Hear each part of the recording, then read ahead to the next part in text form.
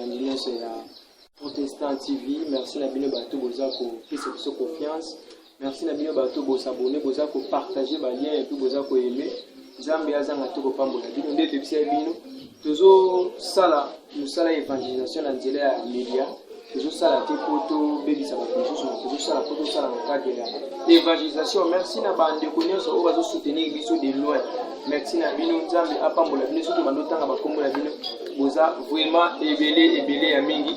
Lelo nazanga moko na plateau nazali na Pasteur Moussa, je crois ba ndeko mingi singa ki yambela biso papa tout monde matia na ye tala simazonga moto tala ki ye référence na ye azoyemba totala ki batasi bien alors le tozana ya en personne tokobeta ni masolo ya ministère na ya bandiwa akomi boye ndenge ni est-ce que za l'église to za l'église te tout monde ayeka yembi na matanga ateyi bo azongi si boye puis tokobeta ni masolo ya actualité ya vie ya ba pasteur le tokomo mona ba réseaux sociaux ndenge ba komi ko sambisa ba pasteur to komenta ko sala analyse na bonjour pasteur. Bonjour papa journaliste. Tout ça vraiment na sengo ya ko yamba yo et puis merci na ndenge au recevoir biso et surtout invitation na biso honorer biso est-ce que vous pouvez bisa biso na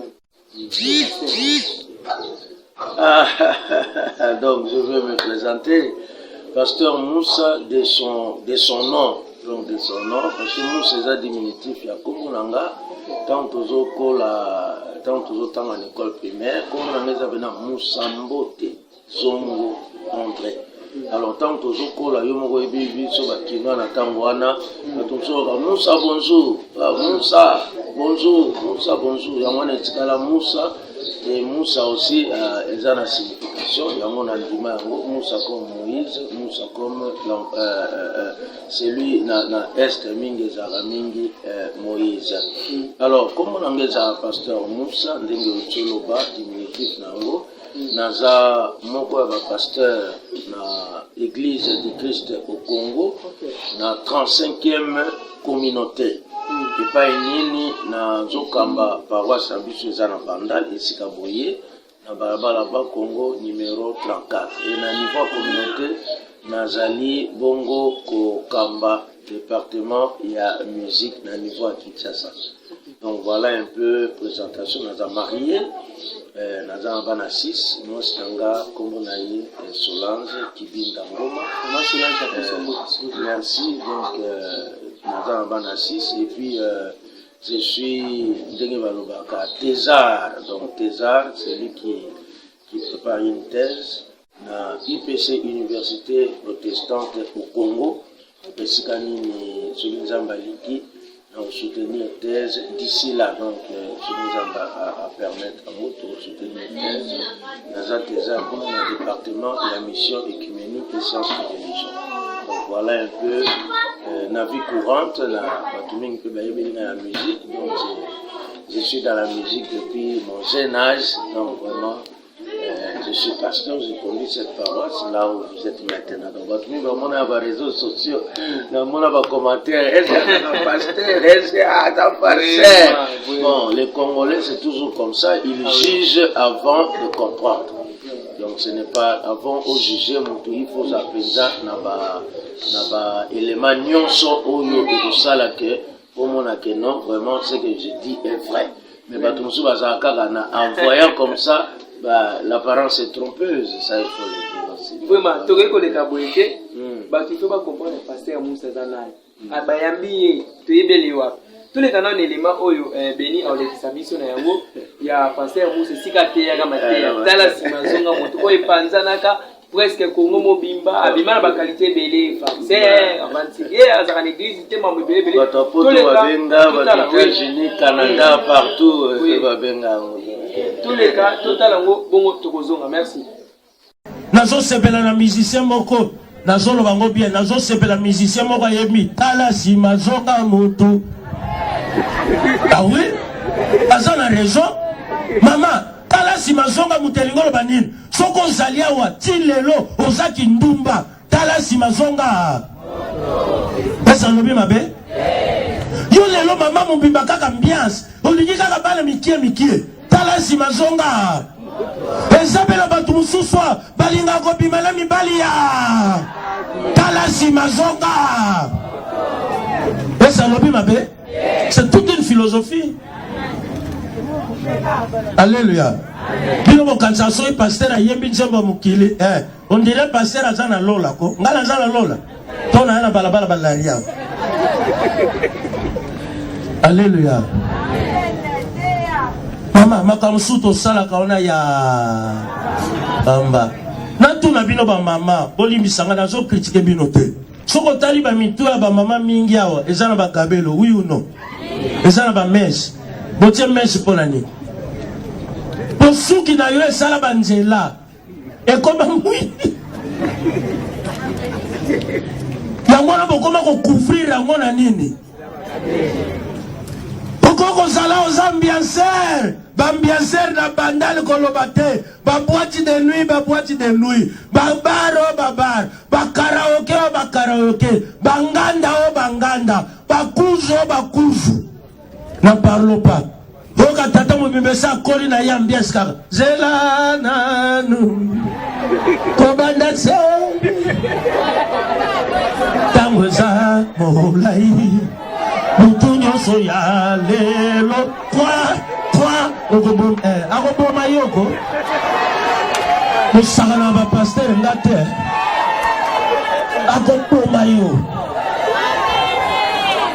Akoboma yo.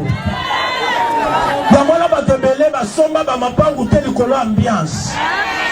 Zibe ba yembi nzembo ambiance mama na yo. Mais yemo bazo continuer.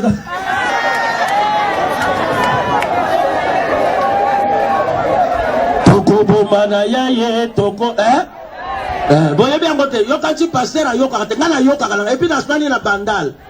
Comment on a mona biso bandal c'est Paris ata tour il fait les actes toi na bandal. Alléluia. Yaya nazokende kosukisa yaya nanga naloba no nini na kisaso mona bato makasi abeta tolonga muta makasi makufi bato mayele français na munoko ozoka français lokola mutabota la France je bolimisanga ça va vous choquer kala biso toyebaki basango babotaka te. Mais je crois que comment on appelle quelque part, na lobby quelque na lobby bien na mboka mikoba ya bapaya. Totali penza moi noi. Totali na papa sango. Oh na oi. Choko salon ni ba mboka le toza muyibi. Vous êtes voleurs, répentez-vous. La bino ba to sala ka bato ba sa et puis bato ba sala ka ba misumi te mama. Ba chef mususu mitema ma. Choko chef vos alliances à remonter mama be. Place wana pe rotika muka. Ba ope ba bandaki. Ba kendati. Yope. Utika muka. Tala mikolo ba jeune mi ba comme na sododo. Na chichamba. So bozo remarquer ngote. Na ebite na butu pe soke sa agene mikolo zore. Na ba mitumike. Na mona mitumike moko. Mama yango babela mutumu ke bomonia siko batia ko côté instrument pasteur na zone sa ko côté bato fleur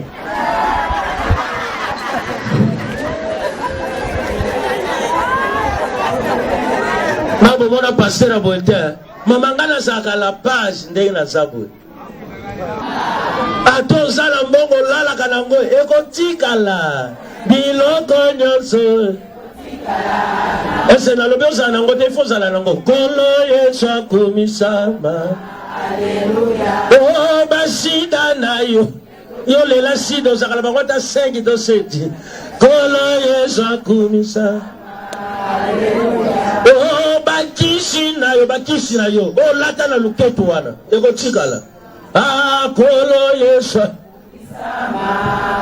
eyebiti lelo ezala bato mosusu na kisaso bakisi kaka yekaka kisi weti kolanda tala sima zonga moto mais malgré bamisu bomona o comédie mais en profondeur eza ba leçon moko important eza ba ouais moi je parce que mekana ko ebisa biso moi pour évoquer malgré zeli matanga mais surtout koti na kata profondeur ya matia wana ozaki penda si sous matanga te explication n'évite que non va payer qui n'ont déni. Bon, d'abord, ouais, bon, on a naza missiologue de formation, licence dans la missiologie, et puis tant on a eu que naza thésard na UPC, na eu naza la science de la mission, donc département de mission.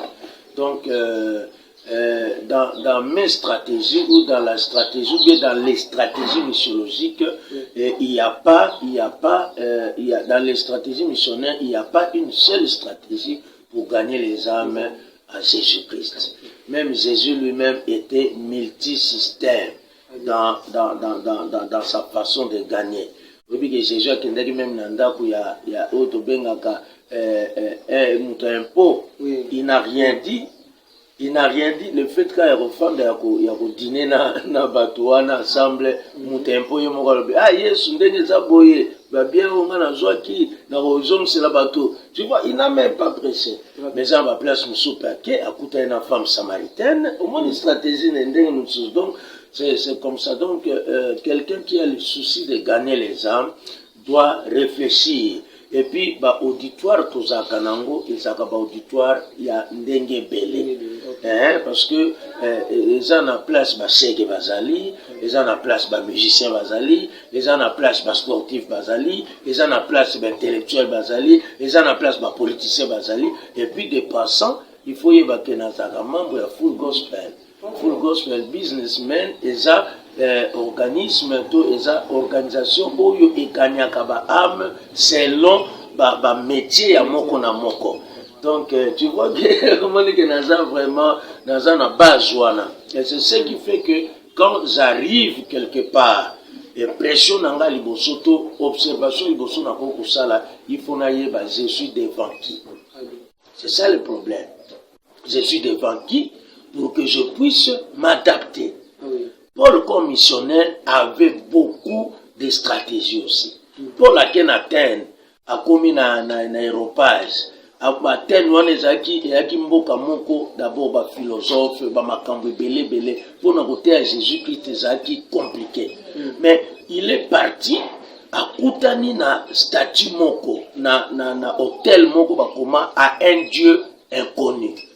Donc, on va lire Kolandango parce que on a un mélange à Makambo Belé parce qu'on n'a pas beaucoup de temps à un Dieu inconnu. Tant à Moniango, ces statues-là, ou bien hôtel, on n'a pas écrit Jésus-Christ, mais à Monique, à un Dieu inconnu, alors, Moutoune Salé, eh bien, donc, ces gens ici, ils ont quand même un hôtel où on a écrit à un Dieu inconnu. Alors, à partir de cet hôtel-là, ngana kokoti sa comme Jésus-Christ pour que à un Dieu connu là-bas, déjà Jésus-Christ au bango baza ko ignorer, mais Jésus-Christ qui est vivant, c'est lui qui donne la vie parce que Paul, toi-même tu sais, Nandela Damas a coutana na Jésus-Christ.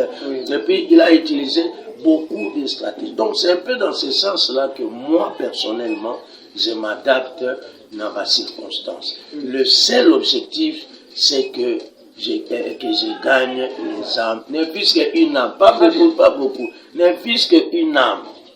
Je sais que parole en Zambé, et puis sans même l'église, il y a des prédications autotéi, nous sommes à se péléner dans l'autre. Mais au cas où donc c'était destiné peut-être pour une personne,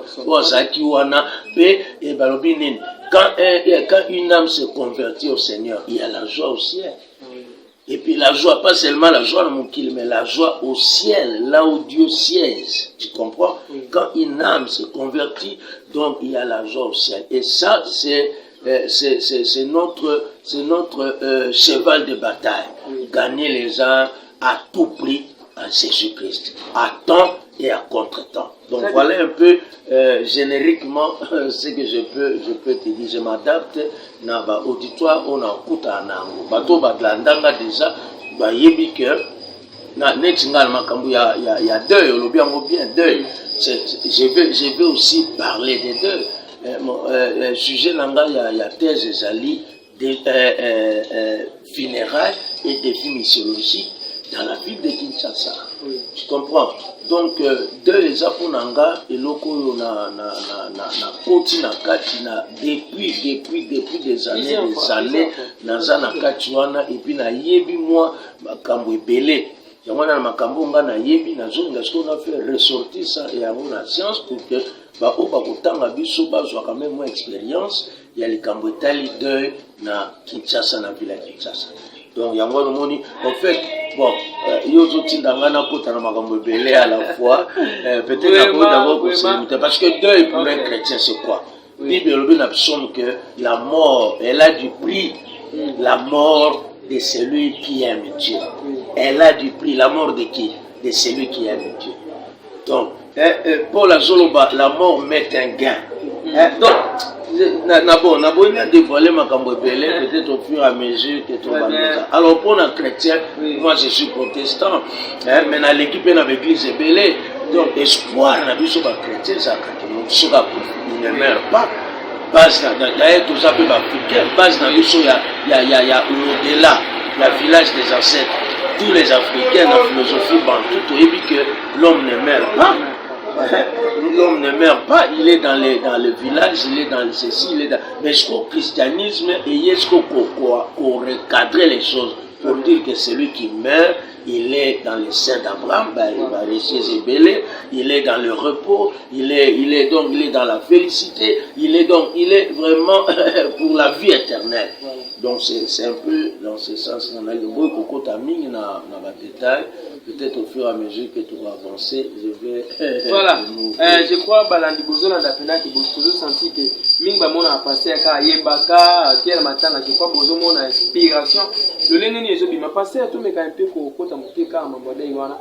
je crois bien après matanga wana ozo ki bapela ndenge na ndenge batu balobaki malamu batu bakritikaki alors et ça qui on ndenge na ki déranger te ba mtu ba bengo ba facteur non je ne me suis pas dérangé parce que moi-même je sais ce que je suis et ce que je fais vous comprenez donc je sais ce que et puis faut y bango na mission hein la mission et ça va pilier mi balé il y a les cultes il y a aussi la culture. Vous comprenez? Donc un missionnaire c'est un culturel et puis c'est un cultuel. Vous comprenez? Donc un missionnaire a na culture liboso na ye. Culture, il faut y avoir culture. Même attention dans une mission quelque part, tu dois d'abord étudier la culture. Ba missionnaire tant ba ya ki ba étudier na culture na biso. Et puis, vous comprenez? Donc, un missionnaire, c'est celui qui a c'est dévolé des choses. Azan la culture, na mutunaye, puis azan la culte. Culte, c'est ce qui est spirituel, tout ça, ainsi de suite. Il y a pas de comprendre, mais parce qu'on dit, au maîtrise mais dans le culturel, il y a la musique, il y a le foot. Hein? Il y a l'art, il y a la comédie, il y a dans la culture, vous comprenez? C'est cela. Donc, je dois vraiment m'informer. Au moins, pour attaquer par exemple, il faut y ébailler. Il faut y ébailler, vous comprenez? Il faut côtoyer, au comprendre. Nabandi bato basaka ba service à renseignement, ils sont mieux placés. Avant il faut pas appeler un renseignement sur Yamutouana, vous comprenez?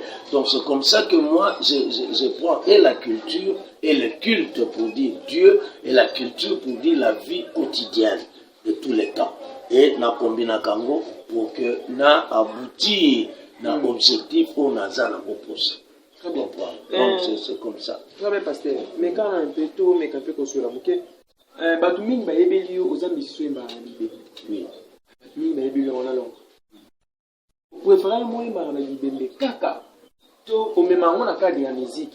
Parce que mingi, référence dans le que ça libère.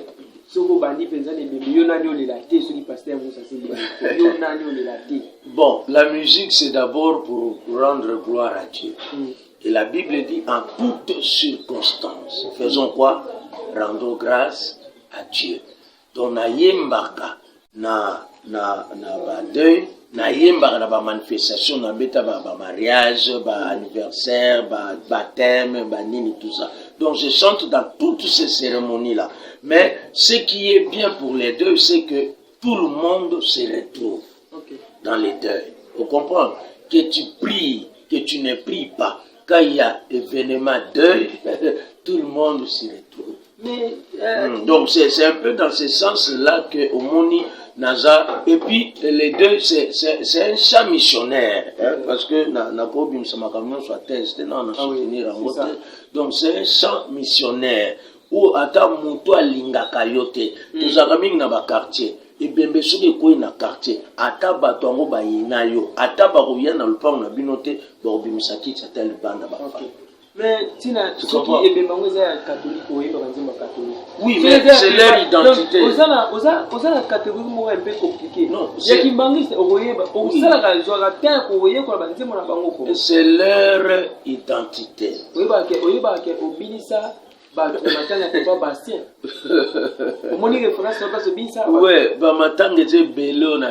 le problème c'est quoi? Le problème, il y a Congolais les lots. Hein? Tu te retrouves soit dans n'importe quel pays, tu comprends? Dans n'importe quel pays, au moni, bon, na kolo baka au moni drapoté, no moni batukumo kuna bazoye banzembo lingala. Hein? Parce que osa par exemple en Australie, osa pena les États-Unis, au moni kuna bazoye Yesu azali awa, Yesu azali awa. Impression elle bosse aux années. Tant que tu seras d'abord curieux. Mais ça c'est notre chanson. Et de pire encore, ce qui pensa par exemple, Nzembo ya Denis Ngonde. Eli kiananga, qui pensa par Benzali na yokolo. Eli. Oh bah non, ça c'est moi. Ce que vous avez étranger, mais ça c'est notre là. Tu comprends? Tu seras intéressé. Il y a ce que vous en attendez, tu seras intéressé à vous et catholique bazana culture na bango, protestant bazana culture na bango, kimbangiste bazana culture na bango. Ça que nzembo soki ka muta yembi yango, il faut kimbangiste, il faut na yokana. Hein? Soko yoki ba debout congolais, il place OK. C'est une manifestation mon ça. Donc chaque personne s'identifie par rapport à sa culture. Et ça, le magie, c'est tellement simple. Les losokoke et pas jeune, kako, melala, noir, kouyou, nini, tout ça. Soko yembe le baron par exemple. Moula boutou, on se retrouver facilement. Mais soko par exemple, bango yembe la bango, nzembo par exemple, yalo mbongo. Peut-être pour yebani peut-être, mais beaucoup yebanzembo moko ya Denis Ngonde ou bien ya José Nzito bien Matusa moi au bango ba yebité. Mais si vous s'intéresser non. Bah mais ça c'est quoi? Mais souvent bi moula boutou la moula la nzalate. Oui, donc moi j'ai na kota d'abord ne loko na lina loba. On a comprendre l'ango pour que tant na bimisango devant batuba que non na ça quand même na une information. Vous comprenez? De boye ozanga na uti na kwa na uti na ba garage. Na ba garage ba noaler bazaka wa. Na sulana bango na esprit na bango na langage na bango. Mais si je suis devant un ministre na kolo banete ka ya ndeni be ministre. Je veux dire son excellence. Vous comprenez? Mais si on a ça devant, il y a un angawa, oh il y a un déni, calme, déni, bakotora, banin, basi.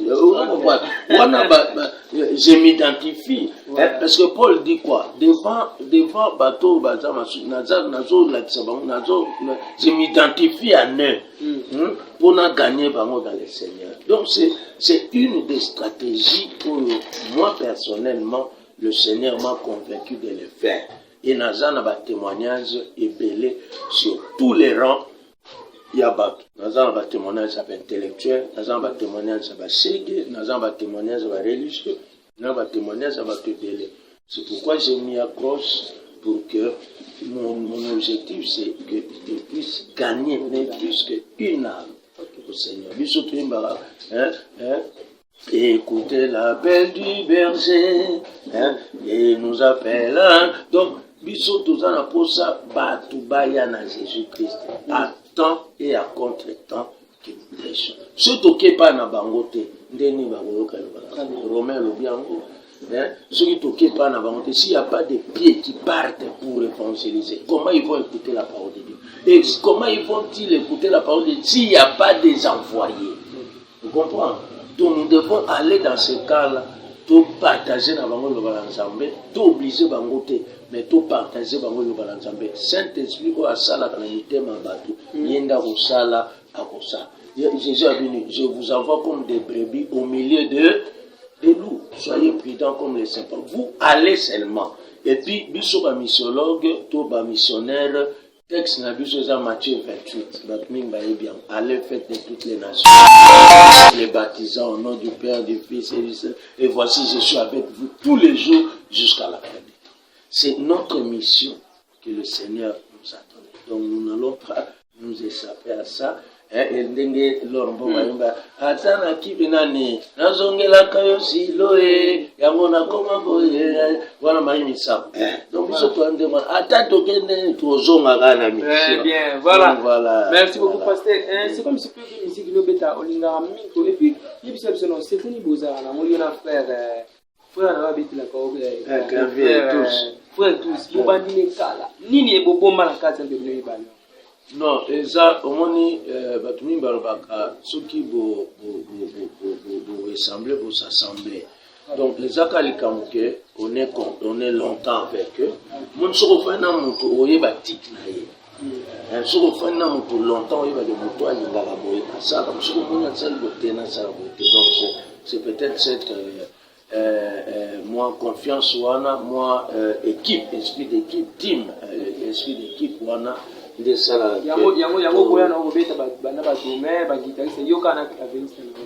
Bon, pour moi, instruments, ce sont des accessoires. Les instruments, c'est accompagner. Ce qui est important, c'est la parole. Et le groupe de prière,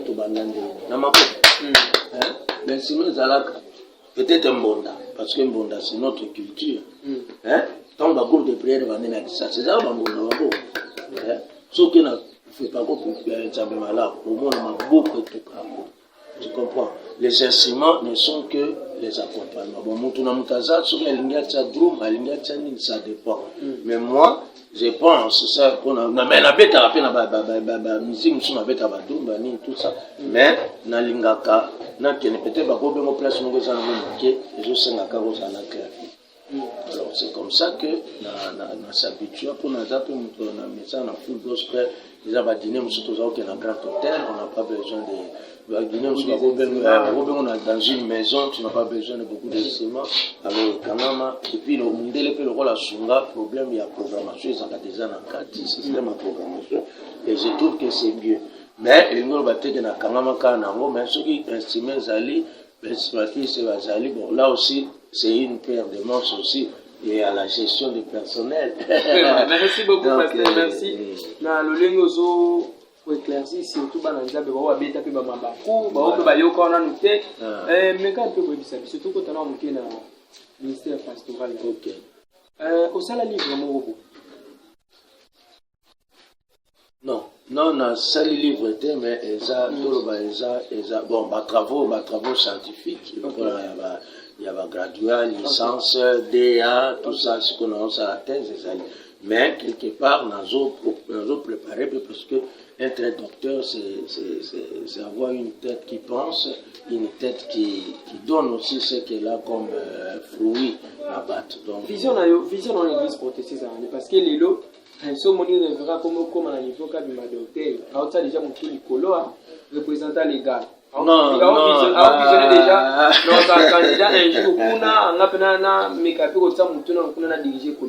non, moi en tout cas loin de là d'être le Seigneur m'a dit tu es berger, je reste berger, mais si le Seigneur par sa grâce a permettre qu'un jour non comme un représentant je le deviens, mais ce n'est pas que nous avons objectif de devenir représentant. Non.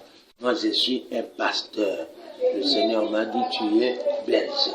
Donc, je suis un pasteur dans une église, mais hiérarchie sur le but. Non, ce qu'on a bien dans la communauté, dans un chef de département, ça, c'est la musique. C'est pas moi qui ai voulu. Par rapport à dans l'église protestante, c'est comme si quand il a livré la musique, la source reconnait. Non. Dernièrement, quand Zambi Asaki na SCC, président Bokundoa, docteur révérend Bokundoa bauta osala bauta nominé non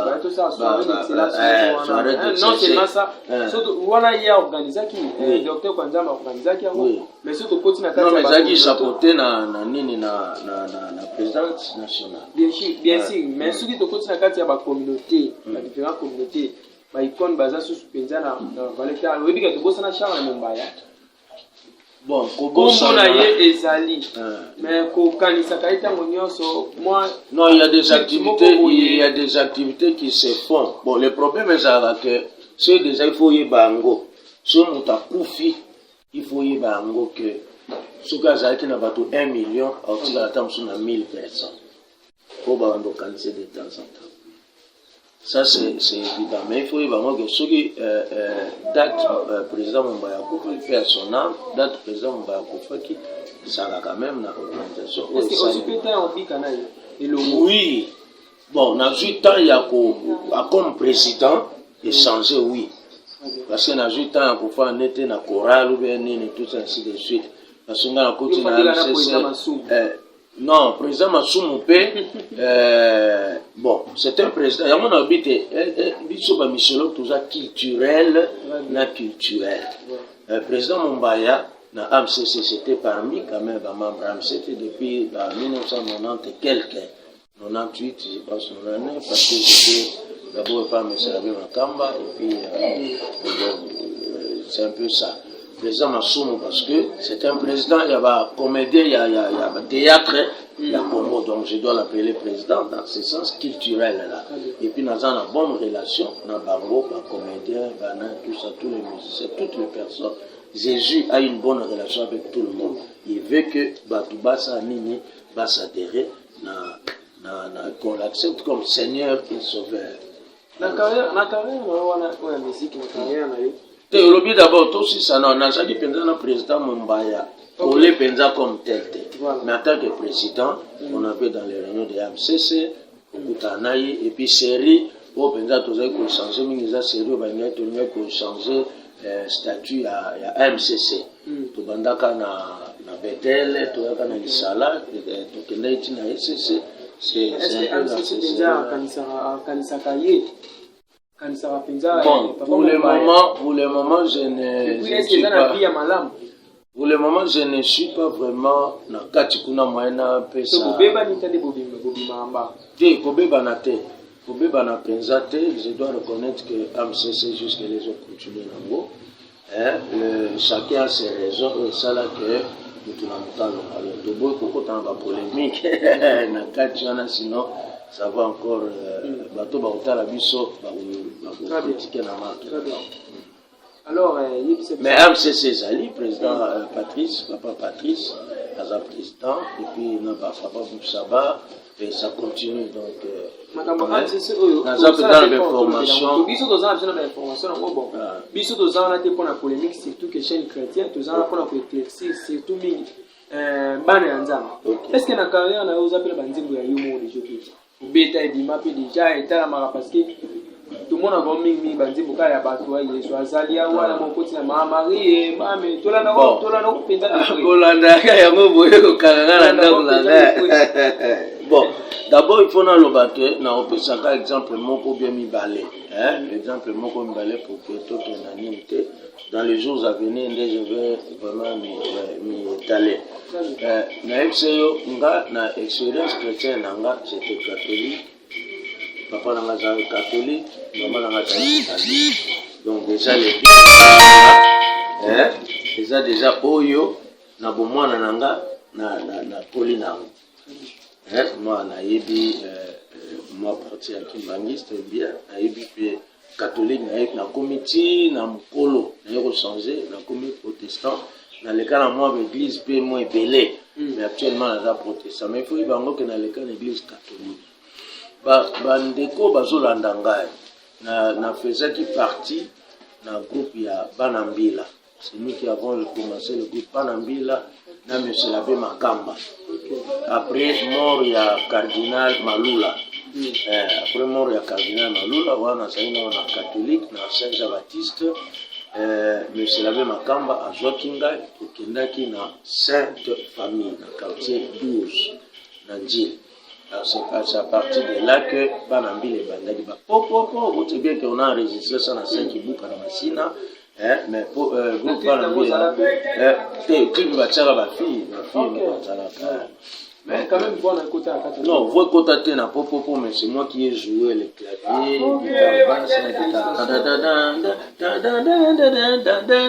c'est moi. Voilà. Donc c'est ça. Alors, na église catholique, na un exemple moko. L'église catholique, j'ai composé des chants. Quand on avait la dévotion mariale, on composait Zembo ya Losako, Mama Mbote, Mama Nzamba Zalina yo. C'est mon cantique à moi. Ils ont des cantiques mélangés. Mais ça va toi raser qui a moi la commun. Nzembo no ezanso ezo beta. Bakari dina bateli bona mo. Soko tali na toyemba ni asika. O ba honorable Paul Bandi bazaki pe na commission na bakena ta soko tali na toyemba ni asika. Soki otali nzembo wana. Tosako mama mbote. Mona la komi Moussa. Mais est-ce que Moussa wana donc c'est moi. Est-ce que na canal ya nzembo wana ata pour moko boyete ozwato catholique a reconnaître que quand même nzembo et bien ça parmi minduki ya catholique soki beti ya rama et ça pour yango so zoyemba moyo nazana ezas na moi bazo bina bazo même si benina si makamera zo kama yo nazana ezas na moi parce que c'est mon cantique je connais de A à Z na yebindeni les bandaka na yebindeni tout ça. Donc c'est un peu ça. Donc on appelle ça moi exemple moko bono ba ola na biso bayoka na nzembo bayoka na nzembo Losako mama mbote mama Nzamba zali na yo otosi tata Nzambe na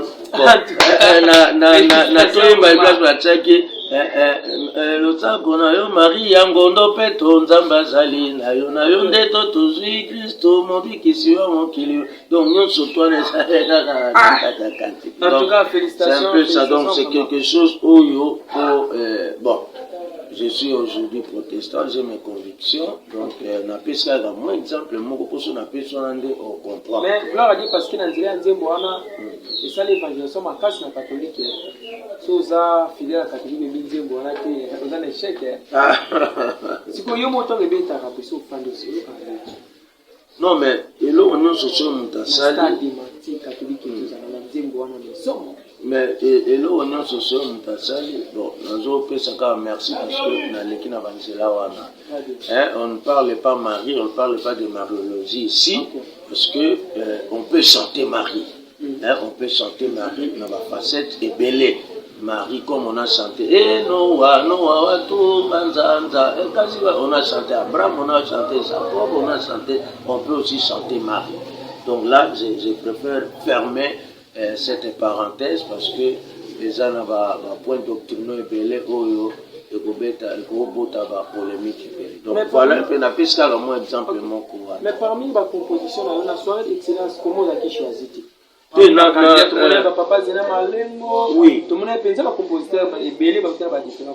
c'est ça, le compositeur est moi, je n'ai pas composé. Je suis un catholique, protestant, donc c'est ce qui fait que je n'ai pas vraiment composé. Dans un chorale catholique. Vous comprenez? Dans un chorale catholique, je suis devenu anabaptiste. Maman a dit ce mot, avec une autre question. Qui m'a dit l'église catholique, comme un pasteur, pour qui nous avons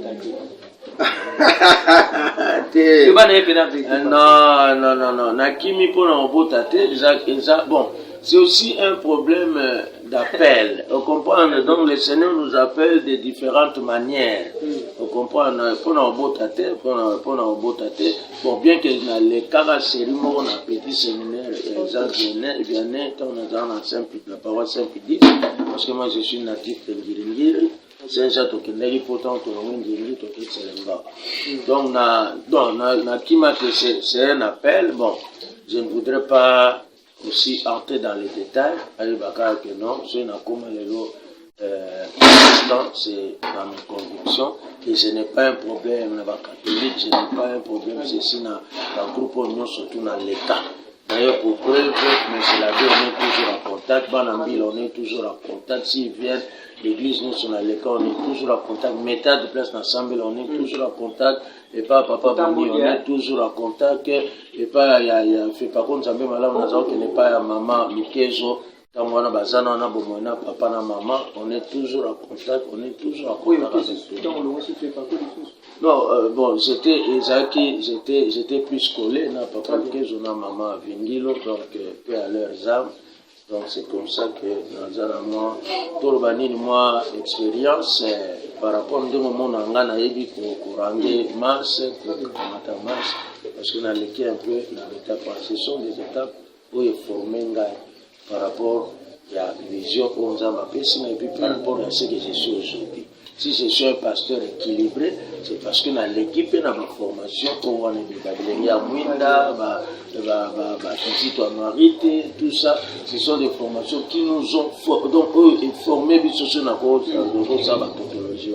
C'est comme ça. Et je suis devenu protestant, vraiment à l'aise dans l'église, dans la communauté baptiste où je suis. Alors, pasteur, le commis révérend. Révérend dans l'église protestante. Tant on a la protestant en général, il y a ECC. Tant on a la vie dans mon quartier. Oui, que je juge est-ce que. Mais il y a des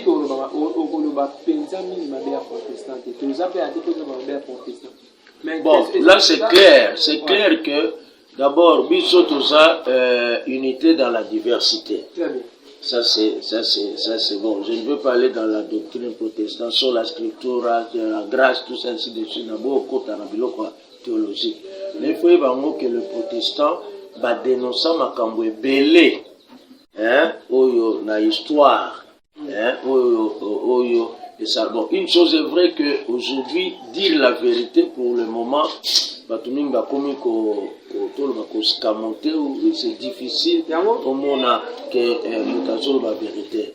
Pour protestant, un protestant, ce sont des gens qui sont spirituels, ce sont des gens qui sont nénés. Bon, une chose est vraie, la spiritualité, ça va continuer nango, mais en pleurs, donc cette force-là que non, surtout sangani, tout ça, on dirait que ça pensa ma casse, donc c'est l'église protestante reste unie dans la diversité. Vous comprenez, donc tous les habitués sont unis, mais nous avons chaque communauté a une autonomie, ici voir les choses, mais nous restons toujours dans la sainteté. Mais tant autant la vie sociale, il y a une pasteur, il y a l'église protestante. Pourquoi je dis en commun? Bon, ça c'est un peu clair. Oui. Surtout vie sociale. Il y a un pasteur, ceux qui voudraient bien vivre dans la bénédiction. Il faut y avoir la vie sociale du pasteur dépend des fidèles. On comprend? Ce côté, l'église catholique, on parle de prise en charge. Donc, ceux qui osent être fidèles, balingi pe musala na yo, balingi musala, pas musala na yo, mais balingi musala na Nzambe, tu seras à l'aise. Bakose à la 100, bakose à 50, bakose à combien, vie sociale à pasteur aux anango à l'aise. Le problème, c'est que beaucoup de chrétiens aujourd'hui, toujours vivre vraiment cet amour. On dit Dieu est amour. L'amour est patient, l'amour est dans 1 Corinthiens 13. Donc, cet amour-là est suscité. À tel point que comme même ils ne savent pas soutenir leur pasteur, ils ne savent pas compatir avec leur pasteur, ils ne savent pas encourager leur pasteur, mais ils ne savent pas aussi condamner s'il faut condamner, s'il faut recadrer les pasteurs, ils ne savent pas le faire. Donc c'est une crise que nous avons. Mais il faut y avoir qui vit à pasteur. D'abord, c'est Dieu, ça c'est un. Parce que c'est Dieu qui pourvoit aux besoins de ses serviteurs. Ça c'est la première des choses. La deuxième des choses, le pasteur ne presse pas en l'air. Le pasteur est dans une communauté, il est entouré de fidèles. Tu comprends? Alors, il n'y a pas que ça. Mais si les fidèles qui travaillent ne sont pas payés, vous comprenez, hein, s'il y a la crise économique dans le pays, si ceux qui fidèles à ça, mais dans les temps quand on parlait, ne venez pas dans Maboko Nzambé, Maboko Pamba, c'est que chacun avait une possibilité d'avoir quelque chose. Même les passants, ceux qui ont bilangandé, ceux qui ont mangé, ceux qui ont passant, pour dire que Dieu a déjà pourvu, même pour ceux qui étaient les plus pauvres. Sur l'église à Macédoine, Paul a Zobani, même dans leur extrême pauvreté, ils ont donné selon leur amour. Donc, le problème qui est là, le problème social et à pasteur, dépend d'abord de Dieu lui-même, parce que Dieu lui-même ouvre les portes. Et puis, Élie, laisse qu'il n'y ait pas un il y a Corbeau. Je ne veux pas t'amener dans beaucoup de choses. Jésus envoie ses disciples aller au stage. Il dit, allez, ne prenez ni bourse, ni ceci, tout ça. Dieu lui-même pourvoira. Donc, le Dieu est le premier pourvoyeur de la pasteur. Mais ici, à Wanaba, dans Mabele, il faut y avoir que Bandini, Baza, un partenaire premier, il y a un pasteur pour sa vie sociale. Tout le monde a l'église, ils sont là, pasteur. Tout le monde a l'église, ils ont laissé un pasteur. Tout le monde a l'église, ils ont tiré un pasteur en habitude. Oui, il y a l'habitude de l'église. Quand on a l'été, on a pasteur Gilles Kibonge, mon référent pasteur Gilles Kibonge. Donc, c'est l'église qui a payé mon Minerva. Tina licence, c'est l'église. Et si on a vu que même attendez dans un doctorat, ce sont les gens qui me soutiennent. Donc il faut y voir que c'est vraiment une grâce pour moi. Donc c'est pour dire que d'abord Dieu, mais il y a aussi les fidèles, s'ils aiment leur pasteur à maman au Calaïs, vraiment, merci papa. Tous les camouflés, les éléments, il y a conseil à la groupe Flitz Makalade. Par exemple, vous pouvez conseiller à l'église, mais tous les transports sont bons autour de vous, on met la main.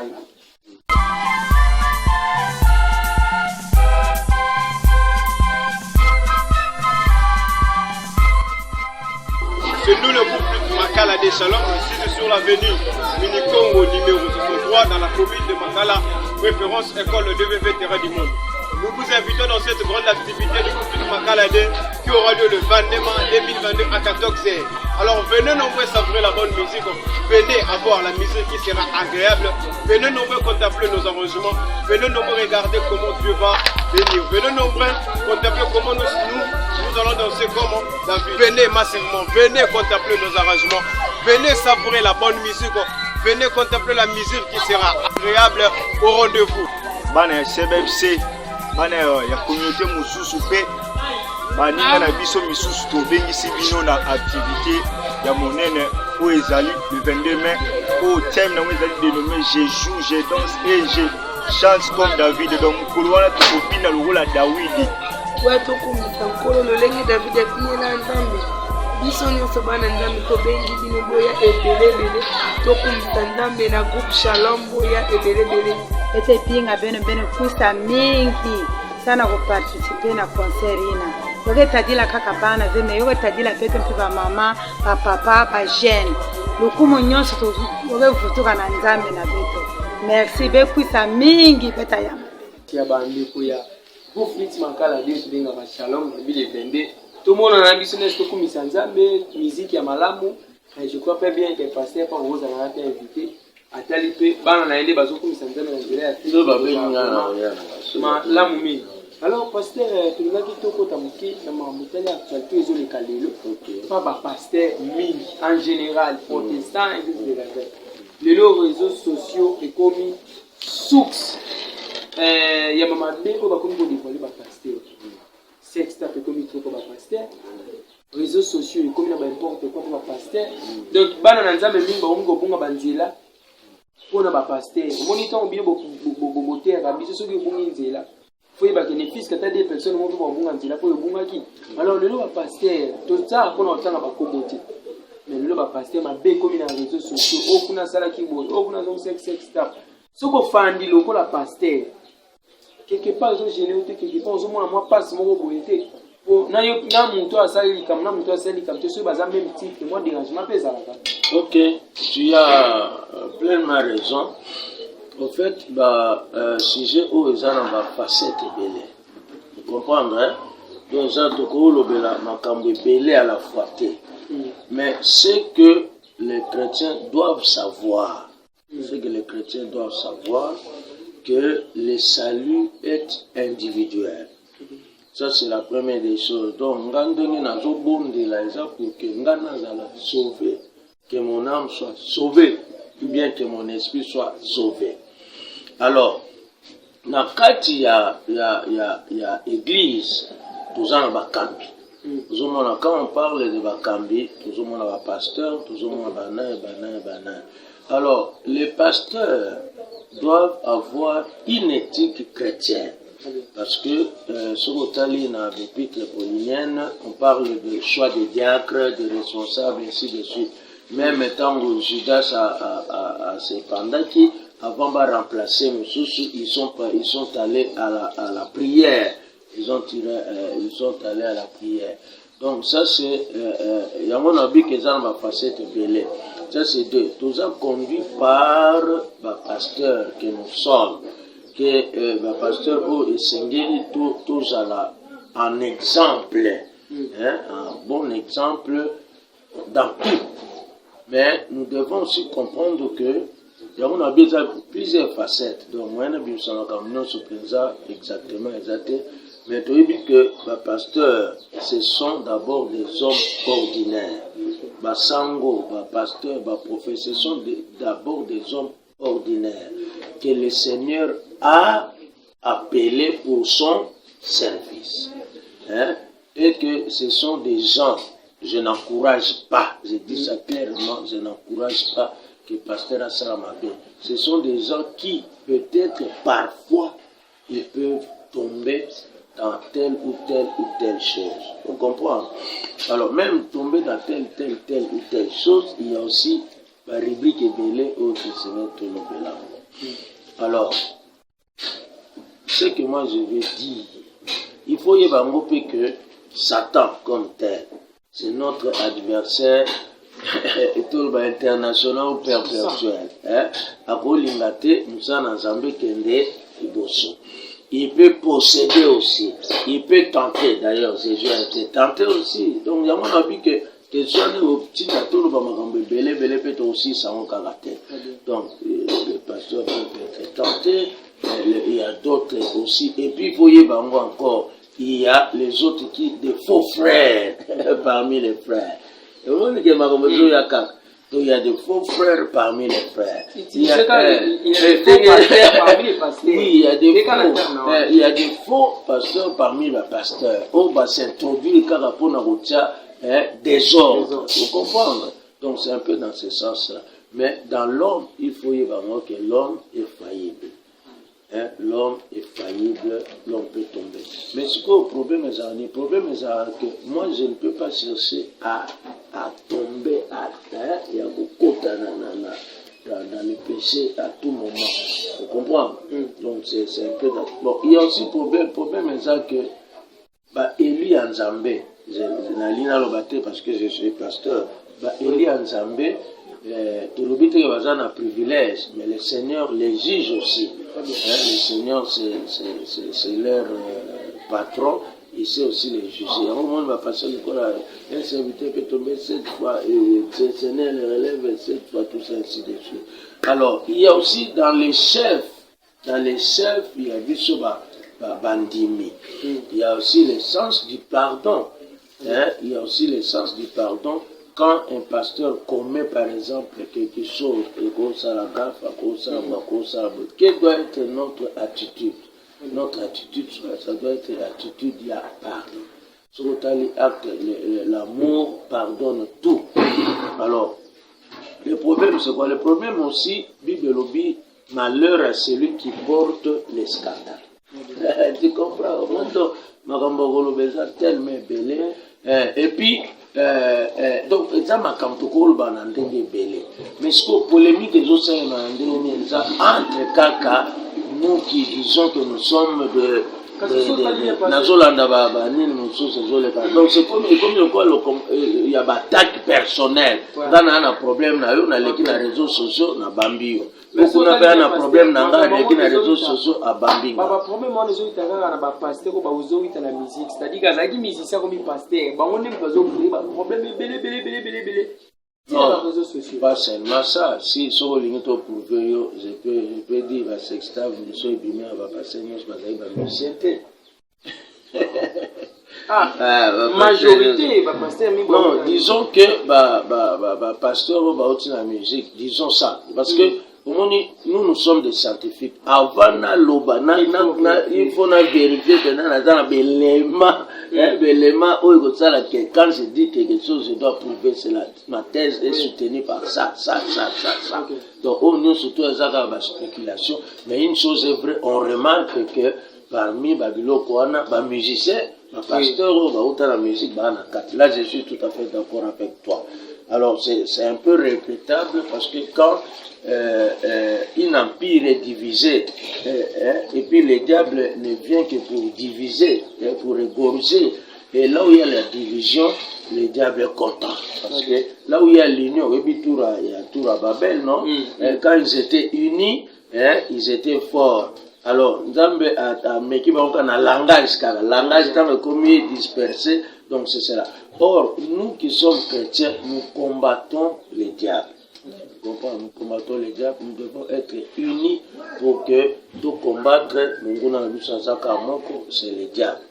Alors, une chose encore, c'est que quand quelqu'un pêche, alors Jésus devant Mosumuki, attitude à Jésus, tu vois, c'est ça, parce que nous sommes des chrétiens, nous devons suivre l'exemple des chrétiens. Mais pasteur, oui, mais j'arrive. Attitude la biso devant des pasteurs qui pêchent et quelle était l'attitude de Jésus devant un pêcheur? Il leur a dit non, Ngapina salué l'autre côté, mais va, ne pêche plus. Mais le problème est qu'il y a récidivité, il y a ceux qui font le mal. Tu comprends? C'est là où il y a le problème. Donc les gens, peut-être ils le font. Poussé par quoi? Je ne sais pas. Peut-être par la faiblesse humaine, peut-être aussi par pousser pour Bamsou Bakos à la science occulte, ça leur pousse à faire ça. Bamsou Bakos à la maison, donc il y a beaucoup d'histoires dans ces histoires-là. Mais moi je dis toujours aux gens, nous devons avoir l'attitude de Jésus-Christ. Alors, à celui qui a péché, qui ne reprenne plus. Au moins, intervention, il y a apôtre Roland Dallon, sur Mike. C'était clair que non, c'est une école, tu es passé par là, tu es tombé, tu as fait ceci, si tu as fait cela, alors reprends la vol. Les gens voient Samson. Samson a couillé, mais dans ce cas, bon, malheureusement, il est tombé, il est parti avec ces gens qui étaient dans la fête. Est-ce que pasteur, autour de l'homme, il y a pasteur Roland Dallon, intervention pour pasteur Mike. Pasteur Mike, pasteur Moïse, il y a pasteur Lokola. Malgré le titre, il y a un peu différent au rôle. Si on continue sur les réseaux sociaux, on va aller comme ça, guerre, c'est un peu c'est un peu malheureux, je dois être honnête, c'est un peu malheureux. Il y a comment on a qui ensemble, qui étaient dans une paroisse, qui étaient vraiment des amis.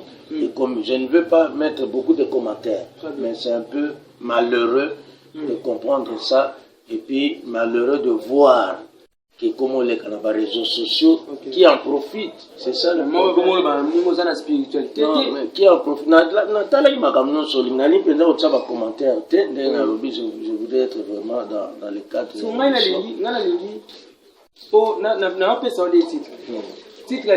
crois bien aux adoués dans la musique.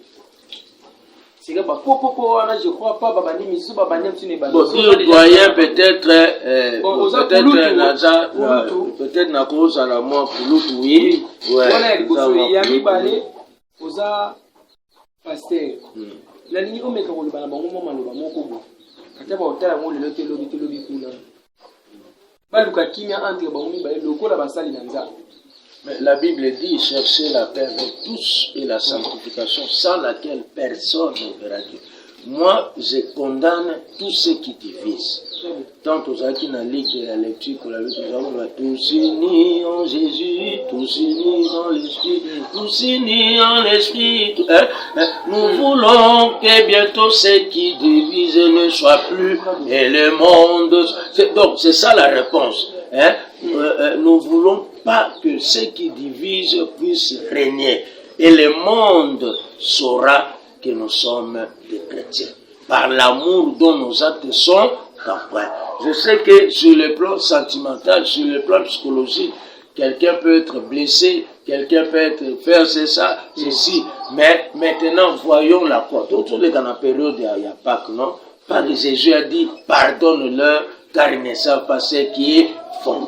Et après, il vient dire quoi? Tout est accompli. Donc, qu'il revienne seulement. Je suis derrière Papa Roland Gallo, là où il est que je ne sais. Je suis derrière sa vision, derrière sa prophétie. On peut tomber, qu'on relève et qu'on regarde toujours la croix. La croix est devant moi, je ne peux plus jamais reculer. C'est ça, donc c'est un peu ça. Continue ma polémique, qui profite alors? Qui profite? C'est ça le problème. Qui profite de toutes ces polémiques qui se passent dans la télévision, dans la pasteur, avec toutes les bassesses parfois. Avec toutes les bassesses possibles. Oui, la chair est faite pour prêcher la parole de Dieu. Vous comprenez? Alors quand la chair commence à être une barre, donc barre, il y a Makambu, il y a tout ça, là on n'est pas d'accord parce que nous, notre mission c'est gagner les âmes. Comment on peut gagner les âmes? Et comment une empire qui est divisé doit subsister? Non, tu comprends? Donc moi, conseil européen Salomon Kak, au-delà des humiliations s'il y a, au-delà des polémiques s'il y a, au-delà de pas de vérité s'il y a, au-delà de tout ce qu'ils peuvent connaître comme trouble, Bakamata, Jésus-Christ, Batsanasa. Ce n'est que ça. Et le monde saura que nous sommes chrétiens par l'amour dont nos actes sont accomplis. Je ne veux pas entrer dans les polémiques, je ne veux pas qu'ils se dépassent, les hommes se parlent. Là où il y a les hommes, ils trouvent toujours des solutions. Au lieu de voir, Yom Diminde Ngazana, Pasteur Mike Azana numéro, il a passé Moïse. Pasteur Moïse Azana numéro, non, attends, ils étaient dans la même paroisse, vous comprenez? Par exemple, il y a Banokolo. Et puis nous sommes africains. Les Africains, ils assoient sur la culturelle.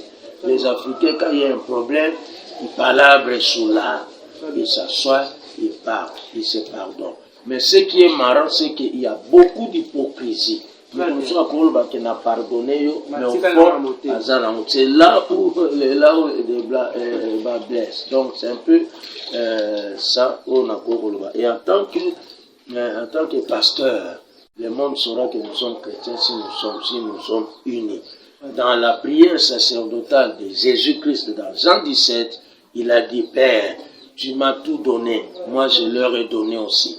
Dans ma prière, je ne les ôte pas du monde, mais je veux qu'ils soient un, comme toi et moi nous sommes un. Et c'est là, un jour nous allons nous retrouver au ciel. Ça sera un autre état, mais nous gagnons les âmes au Seigneur. C'est ça notre objectif premier. Voilà, merci beaucoup pasteur, merci na l'inspiration na yo, na ba conseil na yo, na ba réponse na zo pesa. Tukumi penza presque na suka ya émission na biso. Lilo banoni ya suka go bisa bana nzambo ba Holanda yo. Et puis numéro na téléphone, adresse église. Bon, Liloba, c'est que je suis congolais, je suis quinois de naissance, le problème c'est que en général, là je vais dire en général, je sais qu'il y a beaucoup de particularités. En général, qui nous a jugé comme tel. Parce qu'il y a des critiques objectives et des critiques subjectives. Les gens doivent savoir. Donc, chrétien à l'ingaka à kota na profondeur, congolais à kota na profondeur et pour comprendre, pour faire ressortir une leçon. Donc, nous devons avoir un esprit critique. Évitons le fanatisme. On comprend? Mon frère, si vous avez passé Moussa, vous reconnaissez le pasteur Moussa Nassaï Mabé, venez me dire la vérité. Pasteur, que je ne sois pas fanatique. Ce qui se passe aujourd'hui, il y a tellement de fanatiques qui couvrent même les péchés. Donc, à mon que Mouto Azana Ressoum, mais Azon Dimante Gazé, donc à mon que noir, Bazo Vanessa c'est noir, et puis c'est noir, lui il dit blanc. C'est ça notre défaut. Donc nous devons aider aussi nos pasteurs. Ce ne sont pas eux qui ont la clé du ciel. La clé du ciel est entre les mains de Jésus-Christ. Et la Bible dit Dieu connaît ce qui lui appartient. Et nous tous, nous sommes dans le sacerdoce royal. Nous sommes tous prêtres. Bien que la qualification, la ministère, mais nous tous en accès. Quand voilà le temple, c'est que nous tous nous avons accès à la présence de Nani Yanzambi. Chacun selon ses responsabilités. Donc, ce que moi je demande aux gens, que les gens aient un esprit critique. Quand je parle de critique, ceux qui ont critique, or, on peut critiquer une œuvre d'art, non? On peut critiquer, on peut dire les bons côtés et les mauvais côtés. Donc, c'est ça, il faut qu'on ait un esprit critique. Tout ce qui est fanatisme, et puis l'intérêt du royaume est à la écolo. Alors, quand on a pasteur, tout ça, on a Barabaraba Congo, numéro 34. Dans Sogo Komka Kimbondo, aujourd'hui, entré à restaurant Maman Colonel, Bas Congo 34, c'est là où notre église est implantée. Je suis dans la 35e communauté QEBC, communauté Union des Églises Baptistes au Congo. Numéro de téléphone est simple, est à 49, donc 0, 99, 99, 011 01 49 011 01. Vodacom est à 081 294 36 41. 081 294 36 41. On a zappé la chaîne à YouTube, on a YouTube na Kolobango, Pasteur Moussa officiel. Pasteur Moussa officiel. M-U-S-A. WhatsApp est à RTL, on a autopesa, il y a mon déjà dans WhatsApp. Donc, c'est un peu ça. Donc, nous sommes sur Bakongo, numéro 34, dans la commune de Bandar, Kimbondo, entrée Maman Colonel. Non, Mbote Nyonso na bandeko nyonso landi biso. Je sais que les médias, Mikolo est comme un nombre de vues, un nombre de boys. Donc, bandeko nyonso landi biso, que Dieu bénisse et que Dieu vous soutienne. Et que Dieu soit pour vous vraiment une lumière d'Engue et Sengel Koza. Donc voilà ce que je vais dire. Et particulièrement, dans la maison de témoignage, ici dans Kamba, que Dieu le bénisse. Et puis, la communauté, la Bissonios, Zambé, Apamola. Moi, il y a pour la chaîne protestante. Pour la chaîne, bon, nous, notre prière est que vous prospérez. Donc c'est ça notre prière, et que vous allez de l'avant. Beaucoup de la polémique était. Faites les choses telles qu'elles doivent se faire. C'est ça notre souci. Donc voilà, vous montrez que Dieu va. Et puis n'oubliez pas la prière. La prière est très importante. On a Moussala toujours ça, là-bas, Moussala va combat et belé, il y a des objections belé, il y a des belé. Si vous avez le temps, prenez le temps dans la prière, méditez la parole de Dieu, fuyez l'information, ne polémiquez pas, fuyez l'information. Ayez des éléments sur le plan scientifique et diffusez l'information. Donc voilà, on a voilà, merci beaucoup. Na ville bateau, aux gens qui pensent à terre, pour la navire, surtout que nous avons un temps. Le lobby est singulier, na autre lobby. Je crois bien bateau parce que la maison ma réponse aussi ma réponse c'est pas pasteur, un révérend pasteur Moussa. Qui peut me sous-aller? Ceux qui me sous-aller, numéro un téléphone à moi, et puis vous s'abonner à la chaîne d'ailleurs. Moussa TV officiel. Vous s'abonner. Si vous avez besoin d'informations, Moussou, vous l'avez la chaîne. Et puis vous souhaitez vous bénir, bisous, tous les gens qui répondent. Merci à l'équipe technique, qui va accompagner bisous. Na Béni Bekasinda. Merci à Bako, Baza pour s'abonner. Merci à Noko Oyo Amizana pour faire un conseil chaque temps. Qui m'a aussi loin de ce que vous allez la machine à piscine beauté. La piscine beauté n'a pas la nuance, c'est pas la nuance à ECC. La piscine beauté n'a pas la nuance à ECC. Merci.